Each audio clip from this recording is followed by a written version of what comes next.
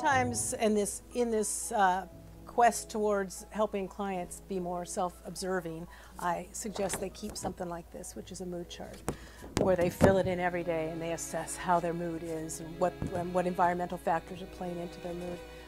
It's just another way for them to start watching themselves and keeping track of themselves. There are lots and lots of mood trackers online. They're great. Whatever form, I don't care.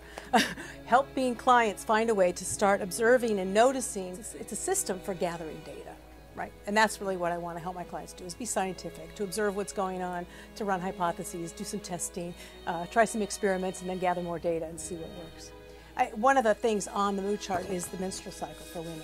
And it's really helpful for them to start seeing what happens prior to, during, and after their cycle in terms of their mood and the effect of that. And you have to keep that for 3 months before you can really start seeing a pattern. 6 months is even better. More data, more information. There's lots of ways to do self-observation. You know, a mood chart is great. Journaling is a great way. Getting people to do some reflective stuff in writing in a journal.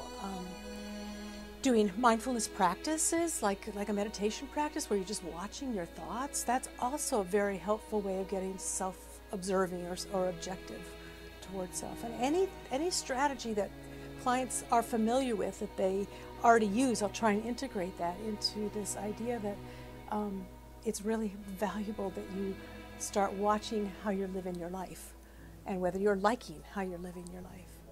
So watch your life and see where you're not happy, and then let's get some ideas of why that's not comfortable for you and how you'd like that to be different. Once we have a vision of how you'd like it to be different, what the vision is, what the goal is, then we can start messing with making some adjustments in behavior. You can't make adjustments in behavior unless you have a vision of how do you want it to be. So this whole goal-focused approach is so key to successful therapy, that the client drives the goal. The client decides for themselves what they want, where they want to go, what is it that they're shooting for, and what that looks like, and how that's different from who I am now is the stuff that's used for propelling the work in therapy. If I have a vision of that, then I'm going to do this homeworky stuff or these processes that are going to move me towards that, because my therapist is telling me this is the stuff that will draw you towards that. The vision of who I want to be is huge. Huge.